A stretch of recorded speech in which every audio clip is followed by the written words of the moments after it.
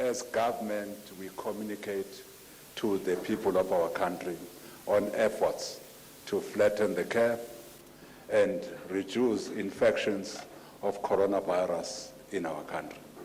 Having said that, we now have ministers that will speak to you like we do almost daily on efforts of the various departments to stick to the measures as pronounced by the President and ensure that indeed they are implemented with one aim in mind: to stop the spread of the virus in our country.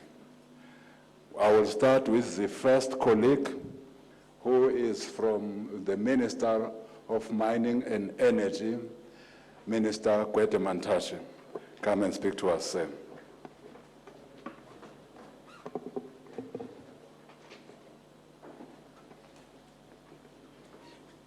Thank you, Minister Mthembu, colleagues, Minister Mkhunu, Ndabeni Abrams, and Minister Mthethwa, members of the media. In Mineral Resources and Energy, we met yesterday with stakeholders in the industry to consolidate plans to deal with the spread of COVID-19. This is in support of the decisive action by the President of the Republic, His Excellency Cyril Matamela Ramaphosa, to institute a nationwide lockdown from 23:59 on Thursday, 26 March 2020. We came to one conclusion, having met the Petroleum Industry Association, having met the Mining Council, Mineral Council South Africa, having met unions active in the sector. We have developed a framework through which these industries will implement the envisaged directive. Let me start off by saying the statement of the President is supported in the sector fully, but we had to spend some time trying to interpret a section of the statement that reads as follows: we'll publish a full list of categories of businesses that should remain open, companies whose operations require continuous processes such as furnaces, underground mines, mine operation, will be required to make arrangements for care and maintenance to avoid damage to their continuous operations. That is what we spend our time trying to give meaning to. In giving meaning to that clause,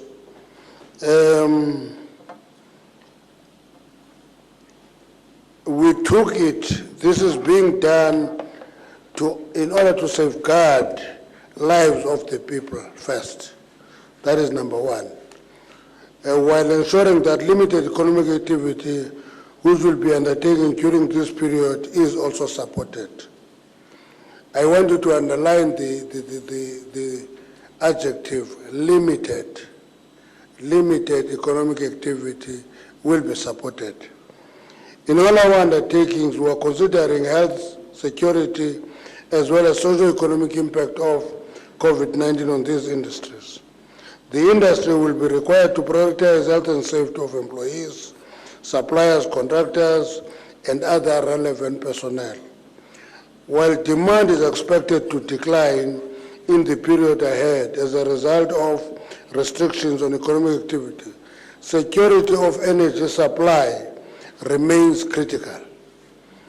The supply of fuel to relevant critical and essential services, as well as the supply of coal to Eskom electricity supply and liquid fuel production are critical during this period.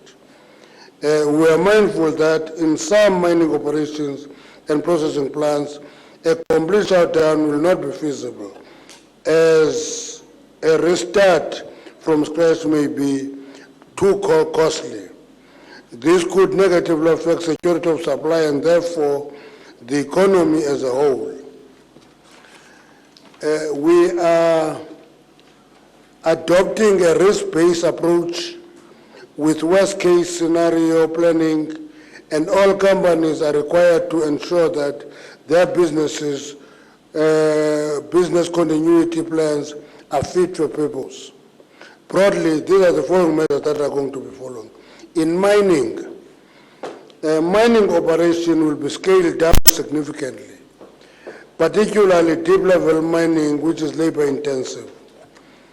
Essential services supporting the sector, including security and related infrastructure, maintenance, water pumping, refrigeration, and ventilation will continue. Mine supplying coal to ESCOM will remain in operation, albeit at reduced production levels.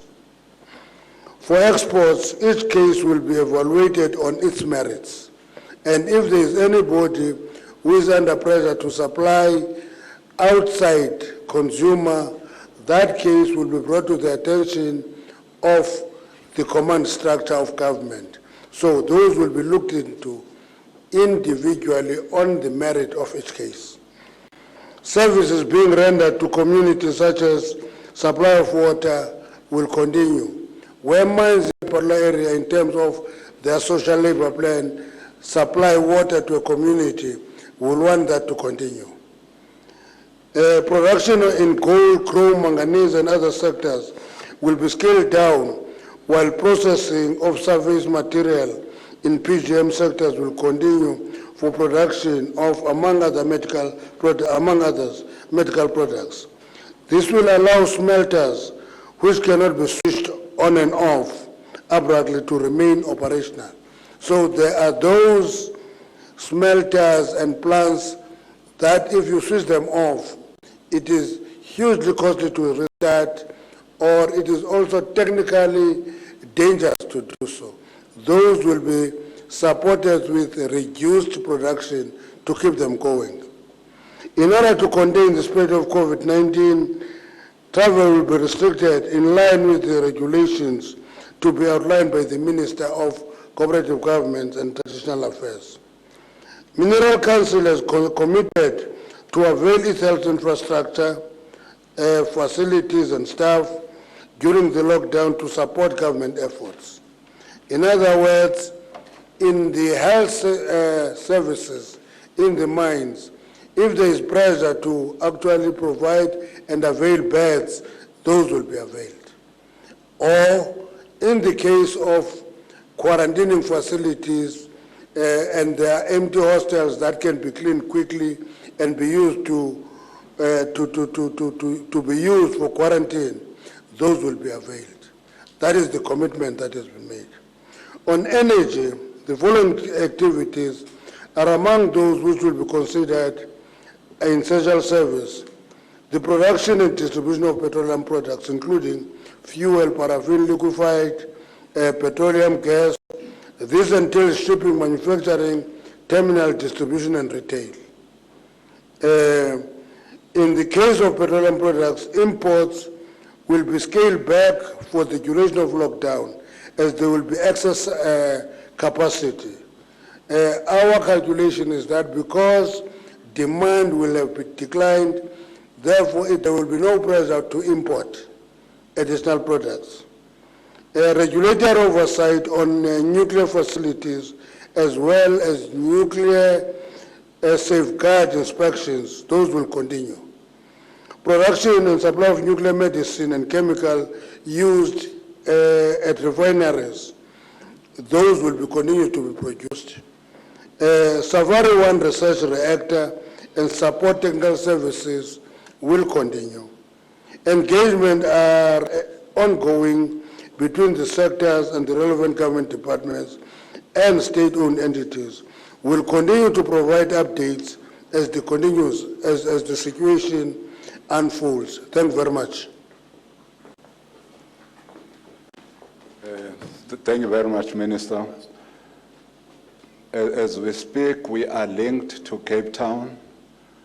We are linked to many hundreds of community radio stations in our country, so that these messages and information that we are conveying is also conveyed to all our people in various areas of our country through our community radio stations.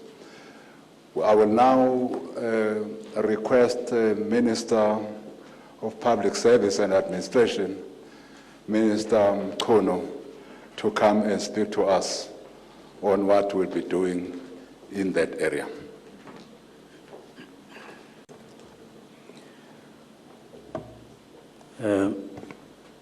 Good afternoon to everyone here, and my special good afternoon to the director of these proceedings, Velasa, Minister and the Presidency, my colleagues, Minister Mantashe, who's just addressed you, Minister Ndabeni Abrahams, and Minister Mteto Yambos.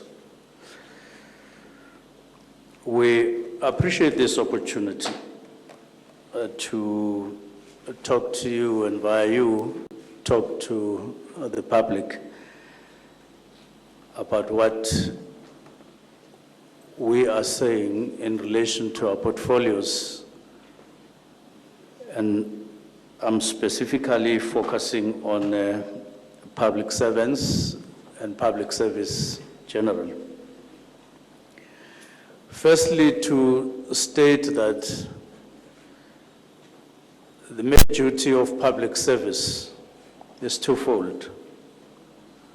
Firstly, it is to deal with conditions, regulations, and rules of employment, including application of the relevant acts and sections of the Constitution with regard to employment of public servants, the conditions under which they work, and the conditions under which they exit public service as public servants.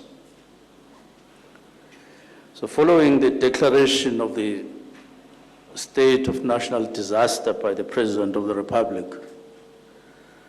the first thing we did was to issue circular number 7 to outline and guide directors general, HODs, and all managers and public servants in government with regard to the provisions of safety in the workplace. We were necessarily at that time focusing on the tools and other measures that they needed to take in order to contain this in the workplace. And we did this in line with the applicable Act 1994 of safety environment in the public service. But also it needed urgent attention and upgraded attention and focus after the outbreak of coronavirus and steps that have been taken by the President of the Republic. And shortly after the disaster was then declared, we have reissued another circular which will be publicized. We've just signed it, which is an additional guide based on the steps that have been taken of late in relation to the lockdown. And in this regard, we are focusing on guiding DGs and HODs, one, to identify minimal, critical, and essential services within their areas of responsibility. This means that each and every HOD at national level at provincial level as well. They have duty from yesterday to ensure that at least they publicize what they consider to be minimal, critical, and essential services. Once they do that, they then have to identify staff that need to continue rendering such services to ensure, in line with the fact that there's no shutdown of government necessarily, there has to be continued rendering of those services that are regarded as essential and critical. Over and above identifying such staff in government, they then have to take additional measures, how they will get to work and how they will take shifts where it is necessary and possible to do so, and how their safety will be ensured in their places of work. Those are the main things that are necessary. Identifying critical and essential work in each department, and identifying staff to render those services, but then to ensure that you take measures that will ensure that they themselves are able to get to work safely, and that while they are at work, they are then looked after for their own safety. In addition to this, it is important also that DGs and HODs identify supportive staff for those core staff members that render those essential services. It is not possible for core staff rendering essential services and so identified to render such services on their own without support staff. They therefore have to do so and also give support as identified above. As said, we've just signed this and we'll publicize that across the board. While doing this, we need to take this opportunity and say to public servants, we are quite aware about, or quite aware of their own anxiety and the general feeling and emotions that they are going through while required to render these essential services. We are also cautious and conscious of the fact that there may be arguments and debate about us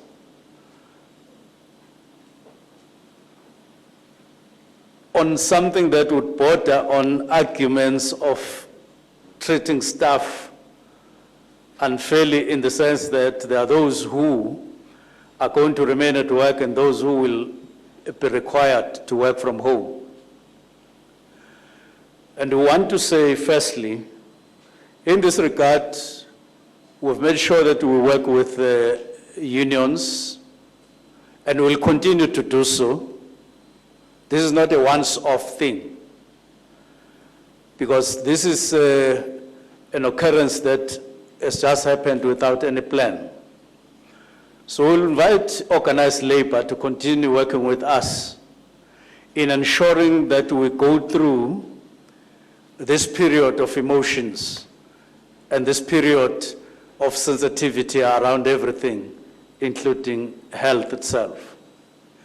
And therefore, we're saying together with them and under DGs, we should be able to work through all of these matters and measures to mitigate against any perception that might prevail out there in relation to fairness.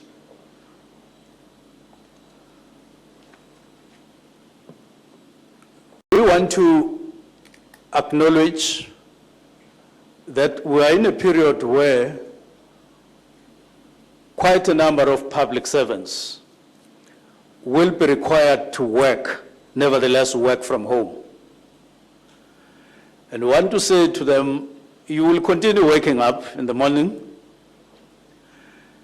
and you will continue taking up your necessary gadgets and equipment provided to you by your departments, and be available to render or to continue with your work. When you are called, you must always remember you are at work. When you are required to make submissions to your superiors and your supervisors at specified times, you will be expected to do so. And you will be required, therefore, to be in constant communication with your supervisors and those over whom you are responsible to make sure that the government is able to render those services that are required as essential. Over and above that, we want to put emphasis as public service on internal government business issues or business-related issues.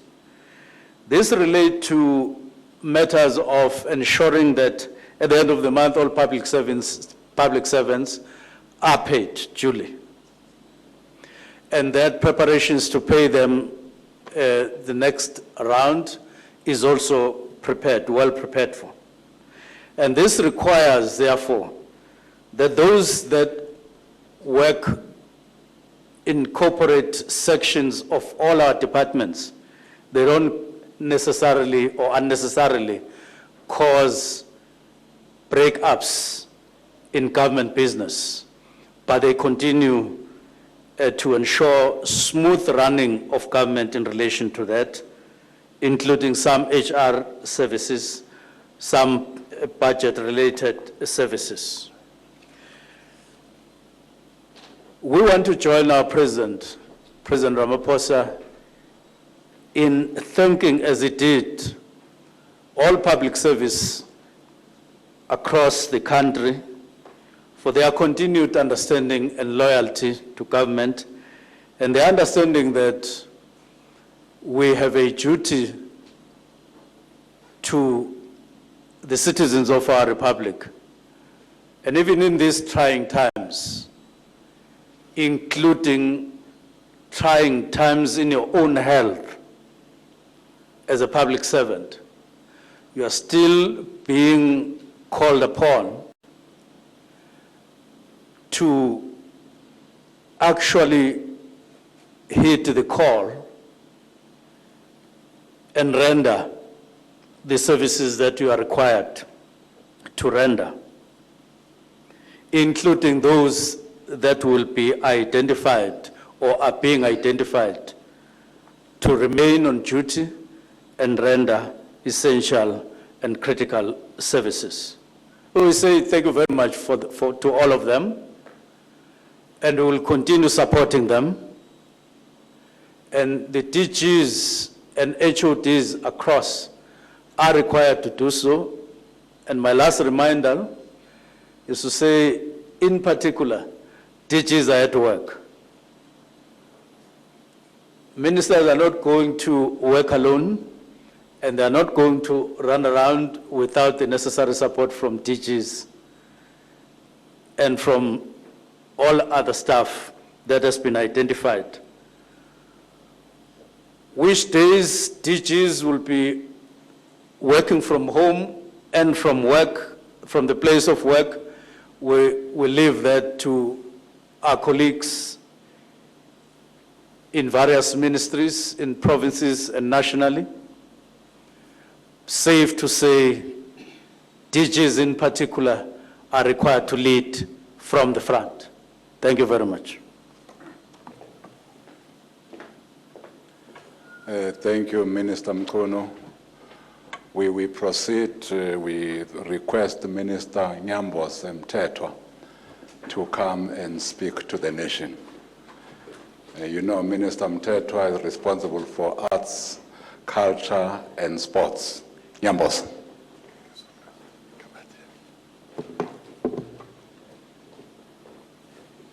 Thank you so much, my colleague, Minister Mthembu. Good afternoon to everyone, members of the media and my colleagues here with me. Allow me, Program Director, before I proceed with the business of the day, to pay tribute and salute the fallen father of indigenous knowledge in this country, Baba Ukredo Mutwa, Isanusi. May his soul rest in eternal peace. The President of the Republic, His Excellency President Ramaphosa, in his address to the nation on the 15th of March 2020, declared the spread of coronavirus a national disaster. This declaration necessitated the implementation of measures to mitigate the challenges. Amongst the measures announced by the President was to limit gatherings to less than 100 people. This necessary measure was a fatal blow to the sector, since it depends on numbers for it to survive, be it the gigs, its concerts, festivals, sporting matches, and so on. We made a point at the time, and we are reiterating now, that the sporting and creative sectors are going to be the hardest hit by these critically important measures. I can't think of any sector which needs support and solidarity of all South Africans across the board to ensure that in these insane times we preserve our sanity than the sector of sporting and creative. Subsequent to the address by the President, we convened sectoral meetings and a number of issues were discussed and suggestions made on how to mitigate the impact of this pandemic. On the sporting front, for instance, they shared with us actions that they've already taken to respond positively to the call by the President even before he made the call. This includes, amongst others, the postponements, cancellation of matches. In the final analysis, the sporting fraternity made suggestions on how to address the challenges brought by the outbreak of COVID-19. The cultural and creative sector remains in desperate situation as a result of the declaration. They have made suggestions on how to deal with the situation. And these are the following suggestions. One, that we all explore the utilization of the fourth industrial revolution on live performances with no audiences, the live streaming. Also suggested that we engage the private sector, especially the financial services sector, for the relief they sorely need on such things as house and car mortgages, rents, and other installments. They also wanted government to give direction on athletes who are trapped abroad in countries of Europe, across Europe, and the US.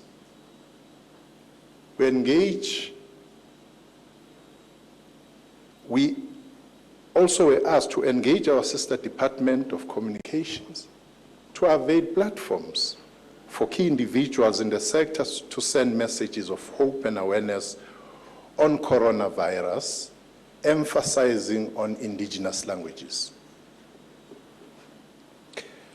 And also to ensure that the public broadcaster is biased in favor of local content, especially during this time.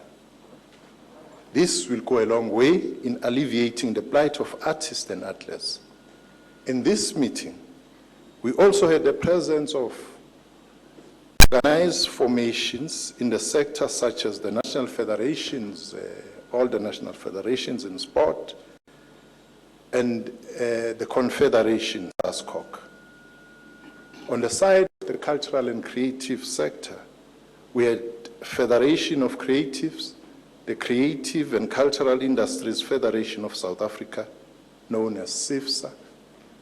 We also had, and we thought it was important that we bring in collecting societies, the likes of SAMBRO, of IMPRA, of SAMPRA, of CAPASO, who all have made commitments to play their part. I must, ladies and gentlemen, say here that the one CAPASO for composers, authors, publishers have already made a concrete suggestion that instead of waiting for people to get their royalties around June or September, they are prepared to do that during this coming month, which is April. And they would make a plea to all of them to follow suit to ensure that we really assist the sector. These are people who depend on all of us to come to their shows, but more than just attending their shows. These are human treasures, people who are able to navigate difficult circumstances, make us feel better as humanity. So the assistance and solidarity for them would be requested across the board, public sector, collecting societies, private sector, everyone else who are making a call that let us ensure that those who make the nation to be what it is, to be very close to its soul, to be very close to its identity, are assisted. So all these suggestions meant one thing. They boiled down to a question of the need for resources. So we had to look around as the department and see what is it that we can secure to ensure that we made our humble contribution in the attempt to mitigate and soften the impact of this pandemic we're faced with. We have redirected the allocation at the national level to avail 150 million rands to provide the much needed relief to practitioners in the sector. We've also engaged our colleagues, the MECs in provinces, that we need to find a way of topping up what we have so that we give that hand to our creatives, particularly and athletes. I must say that as a result of what they raised with the private sector, government did engage private sector, particularly the financial services sector, and we've seen commitments from that front that we're not going to see a situation where people are chased out of their homes or flats because they couldn't secure employment this time around. And that for us, we appreciate. But we also say that broader in the private sector, let us make our contribution from different angles. So these allocated funds are the funds for the first quarter in the new financial year. And we know by now that the kind of programs were to fund during this quarter are not going to be funded because we're trapped in this pandemic. Priority will be given to artists and practitioners who were already booked by some of the cancelled and postponed events funded by the department, as well as to the legends of the industry. For the audiovisual sector, already over 25 TV productions have been postponed, possibly to be cancelled by broadcasters. About 15 live shows have been cancelled. And I must emphasize this because this is where the creatives make their living, in particular with the live shows. The department, together with the Department of Communication, are engaging broadcasters and producers to ensure that we meet this very important sector in our society and the practitioners thereof. We also made partnerships with our playhouses around the country as spaces which are going to be utilized by the creatives for their work. And part of what we have set aside is to ensure that the creatives do not pay for their utilization of the spaces, which is much more needed. We'll avail artists a platform to perform live streaming activities, which includes, amongst others, stand-up comedy, poetry session, music, and so forth. This will be done to keep people entertained, to showcase the work of the creatives, and to promote local content across all art genres.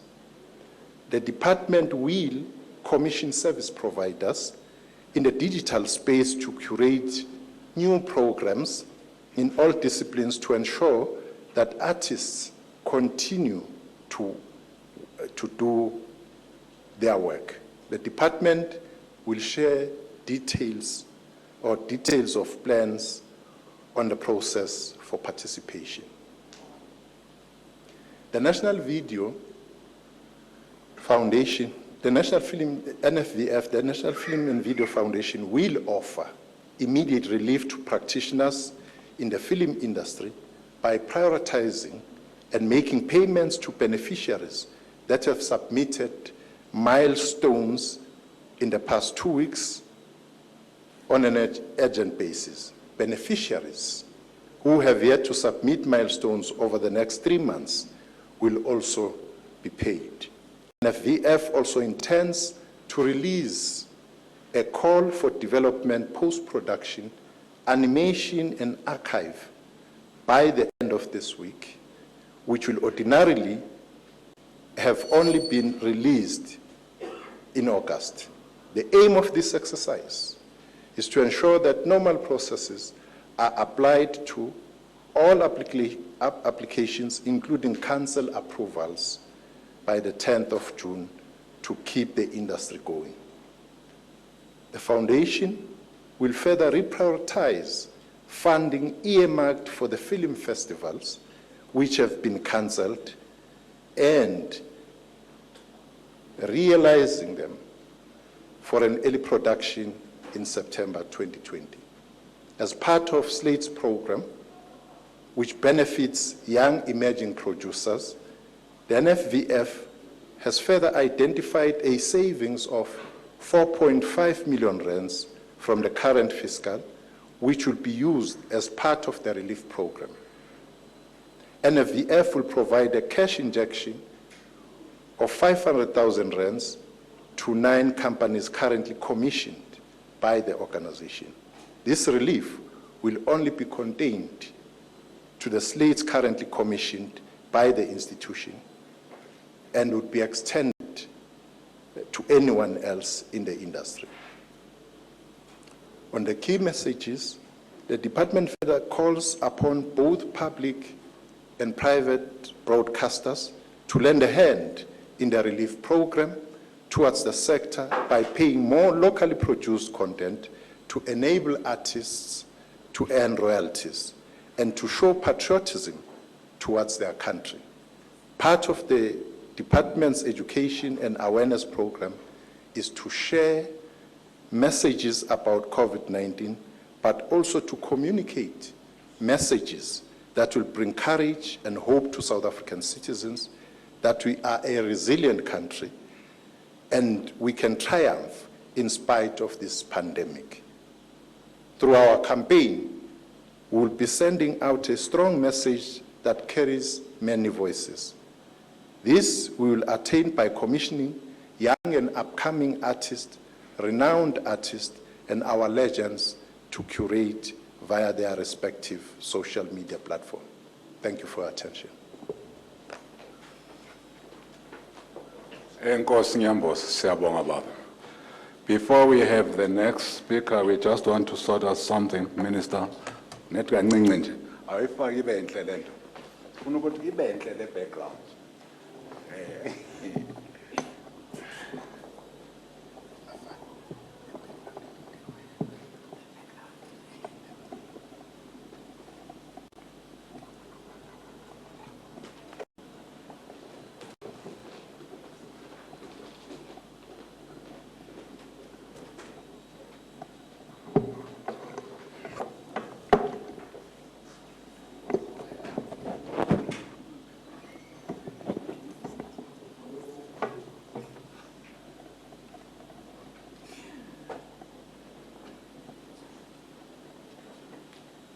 If nakube iyanhlula manje sivele siyekele le. Are we better? Thank you.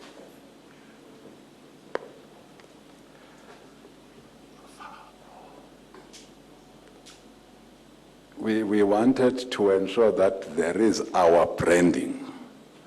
Now we want to see this branding so that when we take the questions, when the ministers respond to the questions, everybody must say that it's us who are responding to the questions who are part of the government of this country. So now we will get to the next speaker, who's the Minister of Communications and Digital Technologies, Minister Ndabeni Abrams. Minister.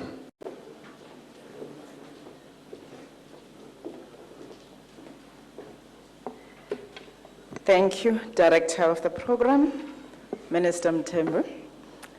My dear colleagues and comrades, the ministers on the other side, members of the media, fellow communicators, and to all those that are watching us today.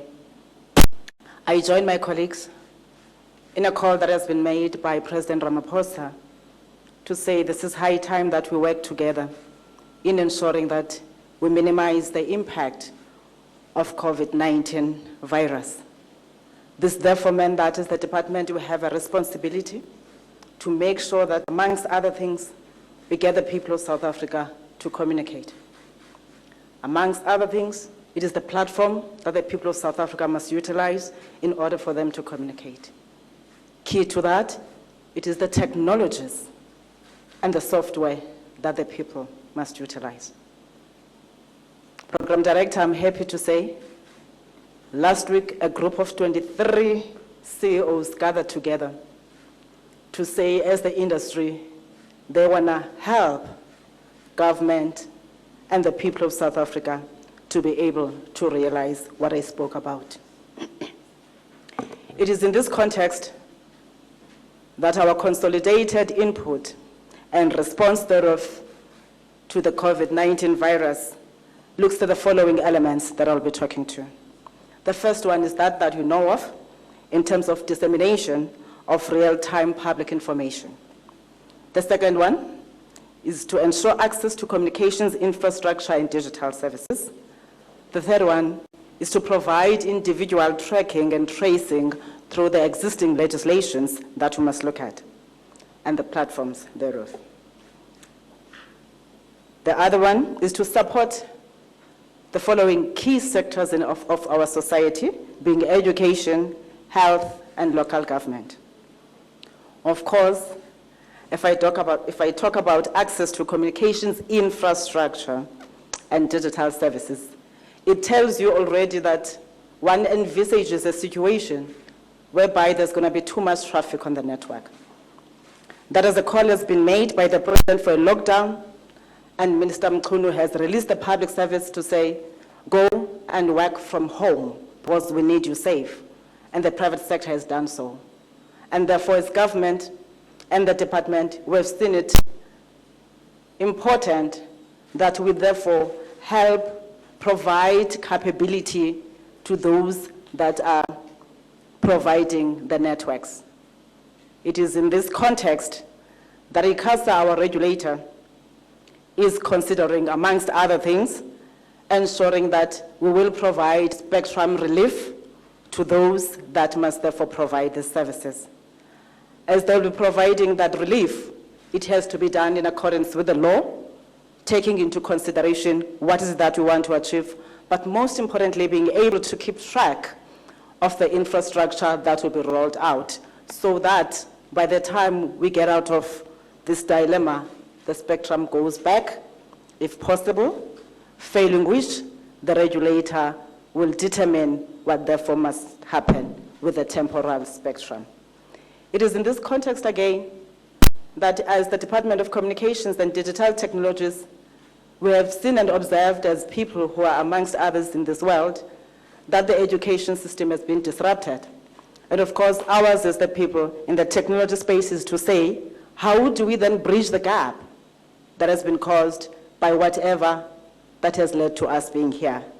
And together with the Department of Basic Education, we'll be working together in order to provide both broadcast and virtual classrooms.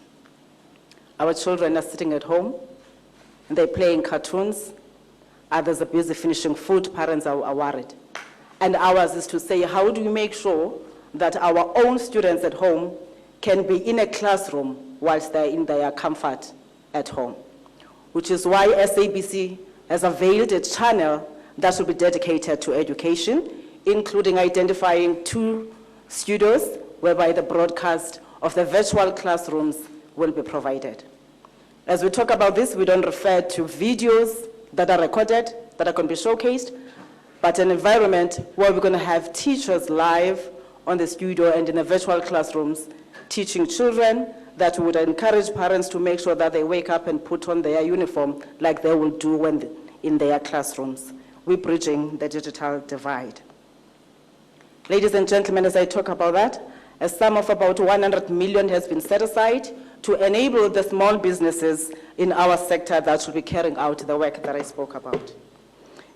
Key to the work that we are doing is the emergence of disinformation, or what is popularly known as the fake news. And therefore, as the department, we've engaged with the platform owners to say they must quickly remove any content that will be reported fake.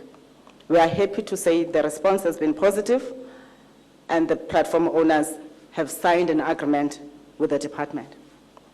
Once more, ladies and gentlemen, it is important that as we seek to overcome the challenges that we're faced with, whilst at the same time we deliver efficiently, technologies must be accessible.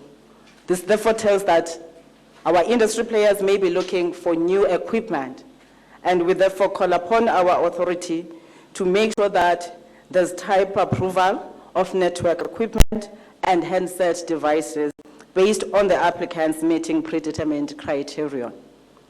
Because we would not have a time whereby we're going to take 90 days to approve the equipment whilst you are saying people must get the services. But it's important that the authority follows all the processes within the short time without fail. Of course, it is important that in order to minimize the spread of the virus, as much as we have traced the trends of how far is the virus, but it's important also to look at the individuals that are affected in order to be able to help the Department of Health to say we know that in a particular area we have so many people that are infected. And that can only be enabled when we work together with the Department of Health and the operators that have capability to do so. The industry collectively has agreed to provide data analytics services in order to help government achieve this that we're talking about. It is important again that through our licensees on the audiovisual services, that they must all make sure that they broadcast messages that talk to the health education of COVID-19 pandemic. As we talk about that, we will see the telecoms companies also sending messages. You've seen already Vodacom stay home or stay safe. Already they've shown that. You've seen Telkom, who pledged 15 million towards the work that must be done by the Department of Health. We are expecting more pledges as the mobile operators and the industry players continue to engage in the specific services that they want to be involved in. Of course, through our agencies, USASA, through the Universal Service Access Fund, we will be connecting all those virtual classrooms that I spoke about, which means we've got to increase bandwidth. At the same time, as we enable government to operate remotely wherever they are, CETA will be taking charge of that in terms of providing the equipment that must be provided, whilst our infrastructure companies, together with the SMMEs, provide the bandwidth. The South African Post Office is directed to support the efforts of the Minister of Social Development and SASSA insofar as payment of social grants, and of course in implementing measures to combat the spread of COVID-19. Amongst these is ensuring that we make sure that we stay away from each other, but be able to render the service, and therefore inclusion of digital services in the disbursement of social grants is encouraged. Because it is a very critical time, we have heard that most people want to exploit the opportunity in order to enrich themselves. We have therefore taken a decision that amongst the regulations the Minister will be gazetting, the prohibition on price increment and mobile number portability will be inserted. This is done to ensure that we can avoid scammers or minimize the impact of scammers who will be calling people to say, we request your contacts because you are porting from this number to another number, and also the mobile operators themselves to increase the cost of data. That I'm happy to report that all our operators have zero-rated not only the education content, but also all government websites, including non-profit-based organization websites, in a quest to say people must access the services of government. Fellow South Africans, South Africa is a religious country. We are faced with a weekend that is coming. People are heartbroken that they're not going to get an opportunity to be in the pulpit or do that they do best during the Easter weekend. It is in this context that together with the broadcasters, both SABC and those that are under DSTV, that we've agreed that we're going to clear some channel in order to ensure that South Africa has an Easter Sunday broadcasted and online. Google is our key partner on this one. This is meant to enable those that would have missed an opportunity to go to church, that they can have their church wherever they are, sitting in their lounges if they're watching TV in their lounges, and those that will be at work, they can utilize their devices through the platforms that are there. Engagements with the stakeholders in this regard are still ongoing.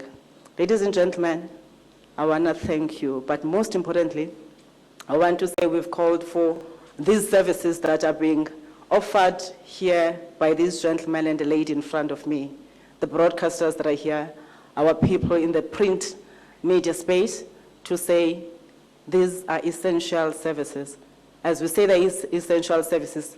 There is therefore a need for them to be at work in order to keep the country informed at all times. But as they do that, as employers, we have a responsibility to make sure that they stay safe, and therefore we have to provide equipment or tools of trade that will ensure that. Of course, there are non-core staff that we don't expect to be at work, but those that are expected to go to work will have to continue with their services in order to keep the nation informed and educated at all times. Throughout the 18 radio stations of SABC, And other channels will be sharing information in relation to what is it that we can do as the people of this country in order to minimize the impact of the spread of the virus. I thank you.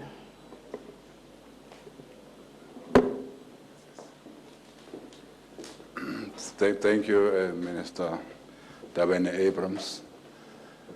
We have now concluded the inputs by our ministers.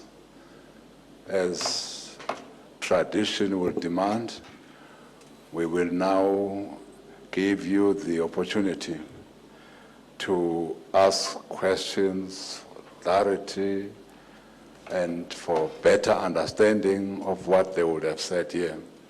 And again, I join my colleagues in thanking our people at home listening to this broadcast. We appreciate that. Now we are at question time. We'll start with number 1, number 2, number 3, number 4, number 5, number 6, number 7, number 8, number 9, one last more? None. Thank you very much. We have 9 hands. Let's start with number 1. Thank you so much. Francis Logamachate from Progressive Independent News Agency. Minister Ndabeni Abrams mentioned that one channel will be cleared to allow the broadcast of Easter message. So I want to understand how are these churches going to share that particular channel? Thank you so much. Thank you. Number 2. Natemba from Jacaranda FM News. Minister Ndabeni, my question is to you as well. Regarding the 2 channels about the virtual learning and the virtual classrooms for the tiny people, will that be available on DSTV or will it be available for those who don't have access to that? Number 3. Also to Minister Ndabeni Abrams, my name is Peter de Tooy, I'm from News 24. You just spoke of the media as essential services. What is the specific arrangements around that in regards to movement of media? Who is included in this as part of the media as essential services? And what identification the media would need to move around the country in order, like you said, to document events around the country? Thank you. Number 4. Antoinette Slavert from Media 24. Also for Minister Ndabeni Abrams, following up on my colleague Peter's question, with regards to the media, will there also be provision for production staff?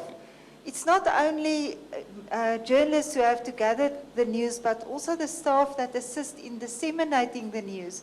The sound engineers, the graphic artists, even the distribution staff in the case of print.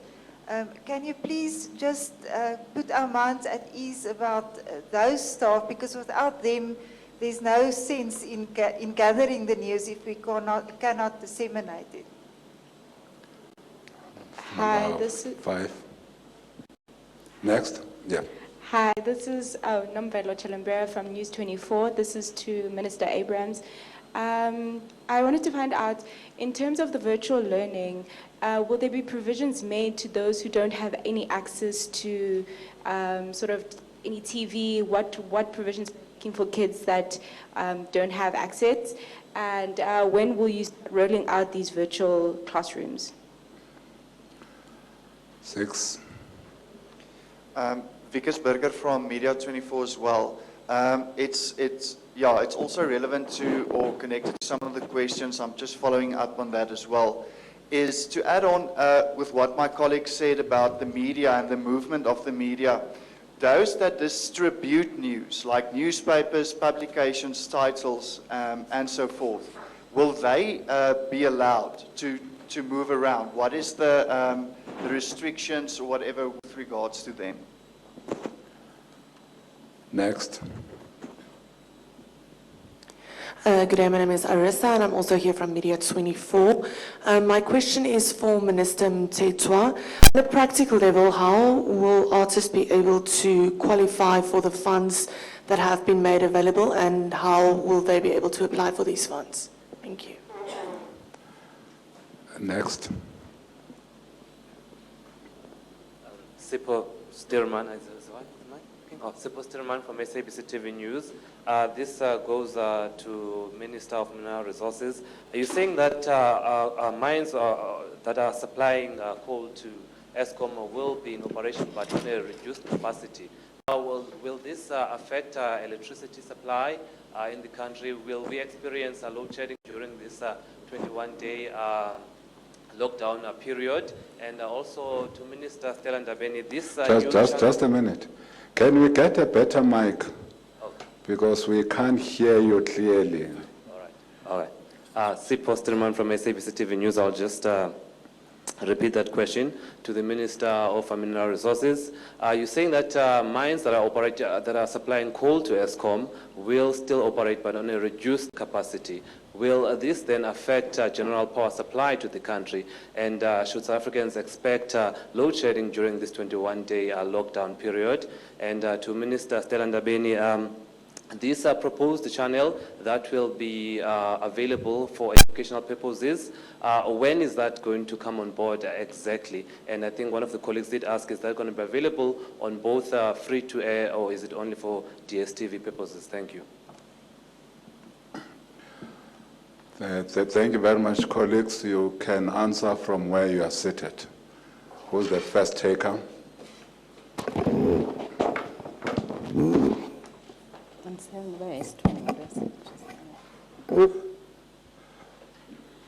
Just before Minister Ndabeni answers, colleagues from Cape Town, we know that there are 4 questions from that side.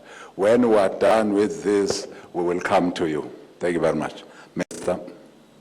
Thank you, Minister Mthembu. Colleagues, on the question of the churches that we spoke about, it's a program, as I said, both by SABC and under DSTV. I'm not sure which channel. I think they said Mindset from DSTV. And it is going to be done in collaboration with the faith-based organization, and therefore the broadcasters will engage with the relevant bodies under the faith-based organizations. I've already spoken to Minister Mthethwa because he's a key stakeholder on that in terms of engaging also CRL and all those that are affected. Unfortunately, on the scheduling, I can't detail that.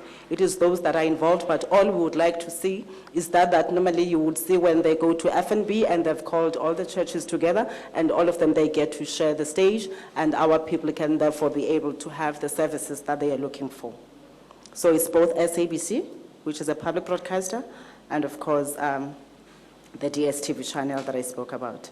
On the broadcasting and virtual channels that we spoke about on education, again, those are available from the 2 broadcasters that I spoke about. SABC has its own dedicated channel, and DSTV has done so. And yes, the services are available to all those that will have access to TV and some that will have access to their devices.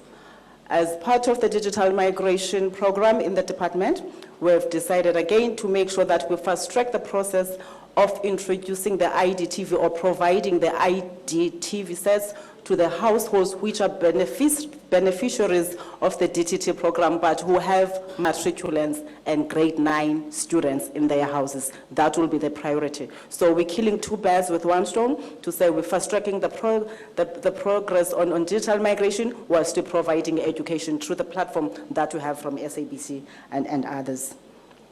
On media being the essential services, how are people going to know that these are the people that are offering the essential services? Of course, the form of identification that is expected is your ID, and of course your CEO would have written a letter that you are part of those members. And of course, as I said, you all have your cards and whatever that belongs to your organization, and that will be verified, and therefore you'll be able to be given access. What about the support structure? In the print media, we have people who produce content, who collect content, who distribute content, and that has been taken into consideration because there's no need for us to say people must go gather news, and therefore after they've collected all those, the information cannot be disseminated. We're making these efforts because we understand that the people of South Africa must have access to information at all times. Those that believe in the traditional media, let them have access to the print media, let them have access to radio, TV, and any other platform that we utilize. Therefore, your companies are the ones that will be then providing that information to say these are our suppliers.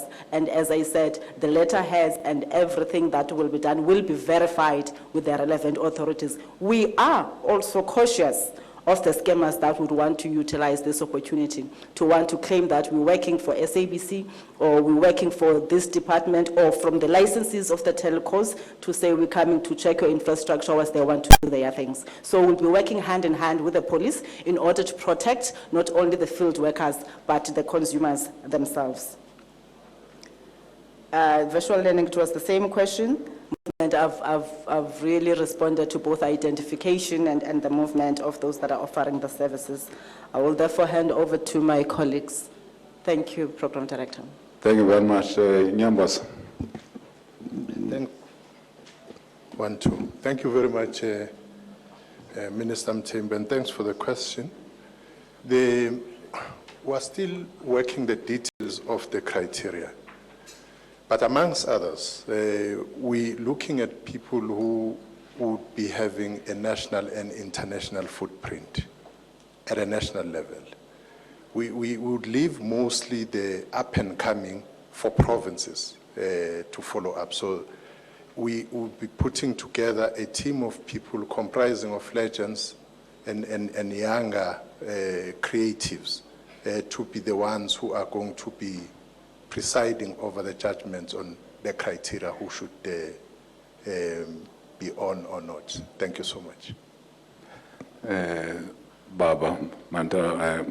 Mr. Mantashe. The one question was about mines supplying Eskom with coal. What if they don't meet the demand? Will there be load shedding? I hope I heard you. Yes. You will notice that our approach is focusing on people rather than business. It is not about business deals and requirements. Supplying Eskom with coal is a requirement. We are appreciating the fact that with the lockdown, the demand will be very low. Therefore, it is unlikely that we're going to be having load shedding because quite a number of industrial consumers will not be producing. And therefore, electricity is going to be available more abundantly than normal. And therefore, we don't have a fear of load shedding. But we require Eskom not to be in a situation where they cannot supply electricity to society. So, if you look at that, you can link it to the one on energy, which talks about production, distribution of petroleum products. We're not expecting you to go to a pump station and not get petroleum. The opposite will happen, is that the demand for petroleum products is going to be low, and therefore it will be available. In the sector, they are even considering looking at hours of opening pump station. We said let's analyze that depending on the demand. So with Eskom it will be the same. Thank you very much. Any other questions? Sorry. Cape Town. You know, we're using an auditorium that did not have this type of facility. Cape Town, number 1. Good afternoon. It's Marianne Merton from the Daily Maverick. A question for Minister Mantashe, please. You indicated that mines will operate at significantly reduced levels. What provisions or what agreement has been reached with regards to mine workers? Will they be under lockdown in the mining hostels? Will they be allowed to go back home, wherever that may be? And have special transport arrangements been made, for example, for the mine workers that come to South Africa from our neighboring countries, like Lesotho, for example? Thank you. Thank you very much, Cape Town. Number 2. Tianyan Nibar for Marula Media, and I'm covered by a question from my colleague. I had the same one. Thank you very much. That's revolutionary. Number 3. Jan de Lange from Report Newspaper, Minister. Question for Mr. Mkhuno. I'm not sure if I heard him correct. He made reference, I think, to the third leg of the wage increase. Does public service workers are in a serious dispute about the third leg of the public service wage agreement. And I think there's probably a strong possibility that they may embark on industrial action even during the lockdown. Will public service be allowed to exercise their right to strike? Can you give us an update on what the situation with that dispute about the non-implementation? You gave notice that you won't implement the third leg of the wage agreement starting at the end of April. What is happening about that? Thank you. The last one, Cape Town. From Cape Town. That's all from Cape Town for now. Thank you. Oh, we are done in Cape Town. Let's answer these questions. We'll come to you. Colleagues, who do we start? Minister Mantashe? I have one. In our consultation yesterday, we talked to the industry and we talked to all the unions in the industry. And our understanding was that we are going to be managing the situation together. It is not about there's a temptation of going to the extremes where companies will want to say we agree with lockdown but allow us to operate normally. The other extreme is that there is 21 days lockdown, it's a paid holiday. And we say no, both those extremes are not correct. The correct approach is we allow essential services to protect the future of those industries and protect the future jobs of those workers. Whether is there any agreement for mine workers, we leave that to employers and unions. But one of the intentions of a lockdown is to reduce and minimize movement. So it would be inadvisable to allow buses and buses of mine workers to go to the villages and come back, because you run a risk of actually transporting the virus from areas where there is heavy concentration to areas where there are still few incidents. And therefore, our advice to the industry was that, listen, there must be no movement of massive migration of workers from the mines to the villages. Better, they should be accommodated in the mines, provided with food, provided with medical care, provided with all the necessities in those areas. And if necessary, allow them to work different shifts alternatively in the reduced production. Thank you very much, Minister. Next But one. anyway, the majority of mine workers today don't stay in hostels. Quite a number are part of the communities around those mines. Thank you, Minister Mkhuno. It's on. Oh, it's on. Yes. Thank you. No, thanks for your question. For now, I think all of us in the Republic are focused, and strictly so, focused on fighting coronavirus. I think this is another effort here, over and above a very strong call by our president that we focus almost exclusively on fighting coronavirus. What I'm able to say is that organized labor share the concern about coronavirus and are contributing in the fight. I haven't heard any union or anyone making a statement to the contrary with regard to coronavirus. And we appreciate that we're all united including organized labor, on this matter. And we don't want that to be confused with any other thing. However, on the question, which is separate, that you are talking about, you're talking about the threat and whether labor will be able to exercise their right. I think we need to park that and not dwell on any speculation and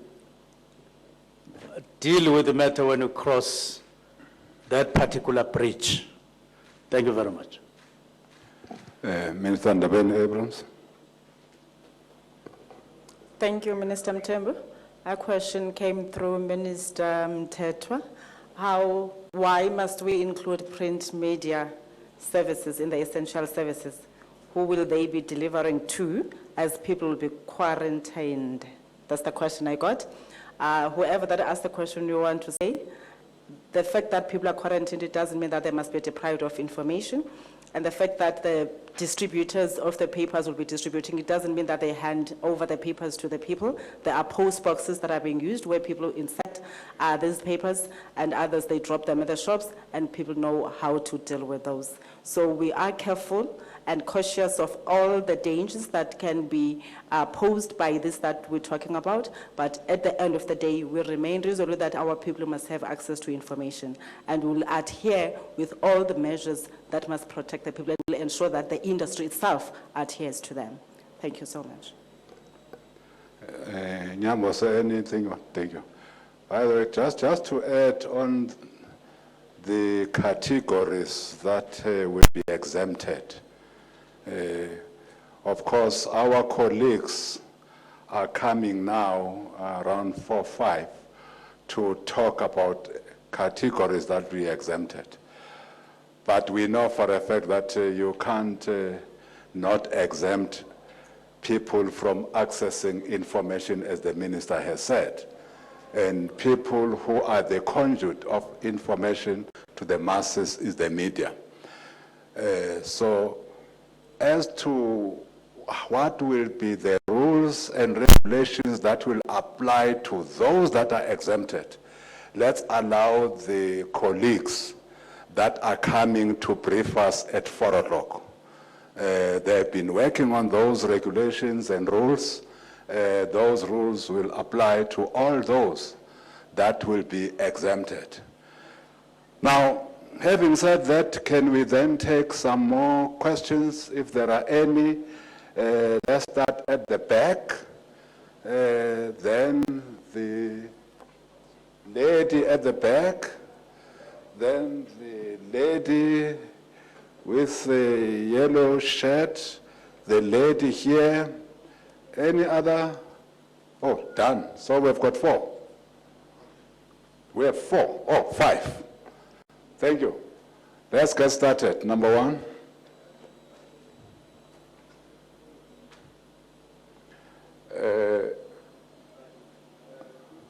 Afternoon. My name is Aserin Lovu. I'm from Capital Live. I just want to quickly ask a question to Minister Mthethwa. He mentioned something about 25 productions that have been postponed, possibly cancelled, and said something like they will be paid, especially those that are booked already, including artists. I want to quickly check, what about the community media as well that has been booked for certain broadcasts that are cancelled or postponed? Are they also going to be paid? And generally, in all departments, maybe you can still answer for them, what about these companies like the catering companies that were also booked for all those events that are cancelled? Are they also going to be paid? Thank you. Number 2. Yes. Usuku manje sikubone sisi. Thank you. Oh, sorry. Right. Shlonim Timkulu from ENCA. This is to Minister Nathi Mthethwa. You mentioned a little bit about the meeting about the athletes that were stuck overseas. just from a sports perspective, I know this is more about arts and culture, and we're happy to do a one-on-one afterwards if possible. Can you please just specify what the plans are for those artists that aren't able to make it back at the moment, for the sports people that aren't able to make it back at the moment? Next. My name is Mbali Tetani from Newsroom Africa. My first question goes to Minister Mkhunu. I just want to find out, when it comes to essential services, how are the essential services staff going to be protected? Will government be giving any support to their families? And my second question goes to Minister Mthethwa. You've been seen to be in contact with the Netball SA CEO. She's tested positive for the coronavirus. Will you also be getting tested? Next.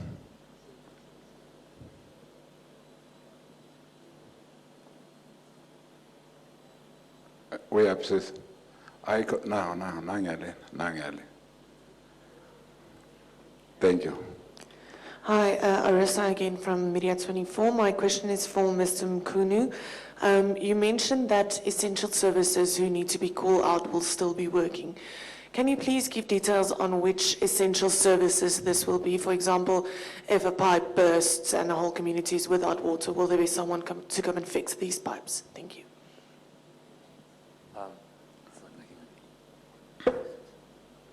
Sipho Stilman from SABC again. It's more of a request than a question. I was asked for SABC purposes if the minister can consider just giving summaries of the speeches here for other language groups or for the other channels that we have, if it's possible at all and if time permits. Thank you. Okay. Before the minister's answer, colleagues and fellow South Africans, all of us did not plan for this. We found ourselves in this pandemic. So we might need to work together and even, as the president normally says, fix the plane as it flies. That's what we will have to do as it relates to this matter. Yes, we will give whatever responses that we will, but we also need you, colleagues. We need you to also assist us, people of our country. We are together in this. So government alone will not come with solutions. Let's be together in finding solutions to this pandemic that has just gripped our country. With that said, I then hand over to Nyambos. Thank you, Minister Tembu Kawatel. No, the people who are going to be prioritized are those whose concerts have been cancelled, which were to be funded by the department, and those who applied to the department. It's specific to that.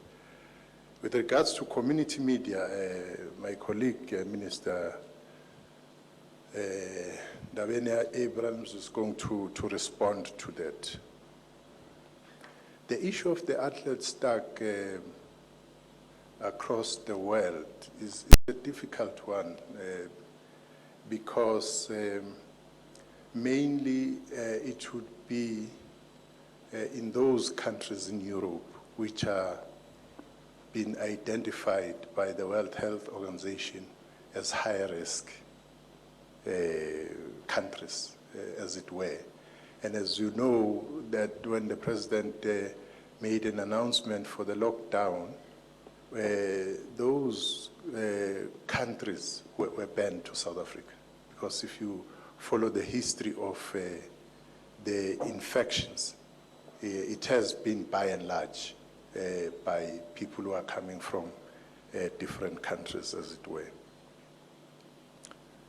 So that's the situation now, because the call was not only coming from Europe, it was a lot of countries across the board.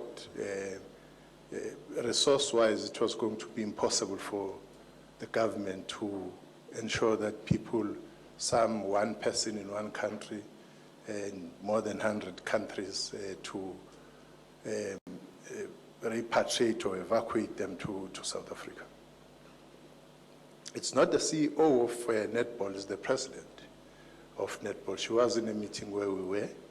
The team came from NICD to check. No, there was no contact with her from my side. So I'm fine. I forgot to ask the question. I'm okay. Thank you very much. Thank you very much, Minister Ndabeni-Abrahams. Thank you, Minister Mthembu. Just to respond to the first question that Minister Mthethwa referred to me. As the department, we have decided through Centec that in order to minimize the negative impact to the community media, or those that have had their bookings cancelled, we're going to extend grace to say we're not going to charge them for the signal distribution. So as much as they would have lost money in the events that were booked for, but still we are exempting them from payment until COVID-19 is over. Actually, for a period of 90 days, they will not be paying Centec. So all community broadcasters have to broadcast and provide information to all people without fear that they will be switched off, and because they've lost some money that has been taken care of by the same government. There was a question again on essential services. Minister Mthembu did say probably let's allow the Ministers of Justice and Crime Prevention Cluster to come and detail more, but to be specific to those that have been identified as essential services, I did say the CEOs will take responsibility, which therefore means that the respective ministers, together with the CEOs of their industries, will therefore have engagements and the information will be shared. Unfortunately, for now, it is the details that we do not have, as we entirely rely on that will be announced this afternoon, and the collaboration between the CEOs, owners of the companies or employers with government. Then that information will be made public. I did warn again that there will be others that would want to exploit this opportunity. So it is also in your interest to make sure that people don't come and claim to be yourselves in order for them to access the areas they're not supposed to access. Therefore, the information will be directly given to yourselves as the people that will be involved in the essential services. Thank you, Minister. Thank you. Minister Mkhunu. Thank you very much. Let me just say, after the declaration by the President, we have sought to look for a fitting definition of what is essential. And in our view, having tried our best to interpret this as correctly as possible, is those services that do not qualify to be restricted under the orders as directed by the President because of their nature and their link in supporting life and supporting the very fight that we're undertaking. Now, it's going to be extremely difficult for me to give you, because rather point you to the website that I hope they have already publicized them. I have them here. There are 5 pages, because we tried to be as detailed as possible, working with all other departments. But just to give you a sense, they have to do with water and sanitation, regarded as very, very, very essential. Have to do with health services, delivery of health services, even directly in relation to the fight. Defense in terms of their support in assisting where they need to assist in enforcing. Treasury in terms of ensuring that amid all these public servants themselves do get paid and resolve problems wherever there are problems in relation to payments. Minerals and energy, Minister Mantashe was talking about them here. Transport. So it's quite a range of issues across public service that would qualify to be unrestricted in the middle of restrictions that have been called upon generally on all of those. I'm trying to do my best to respond to your question. Thank you very much. Thank you, Minister. Minister Mantashe? Oh, no question. Don't want to add anything. Good.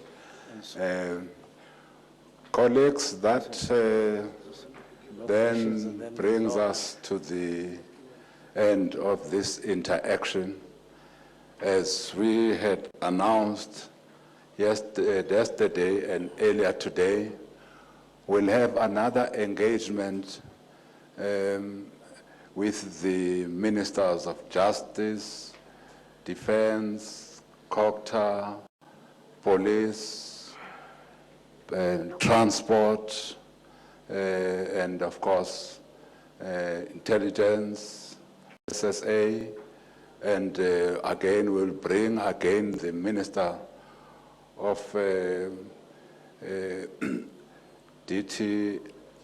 DTI and Competition, Minister Patel. So we'll have those ministers who will come to again speak to us. How do we enforce the lockdown? That will be their brief as they come to speak to us this afternoon. We have been requested, I know that we had said to the media and the people of our country that we will take that media briefing at 4 o'clock. We are then requesting your indulgence that we take it at 5 o'clock. At 5 o'clock, because there are quite many areas that need to be finalized for us to do justice to what we will say to the nation this afternoon. So we are not saying tomorrow at 5. We are saying today, just a delay of an hour from what we had said initially. With that said, to my colleagues, Minister Nyambos, Minister Ndabeni Abrams, Minister Mkunu, Minister Mantashe, thank you very much. This media briefing is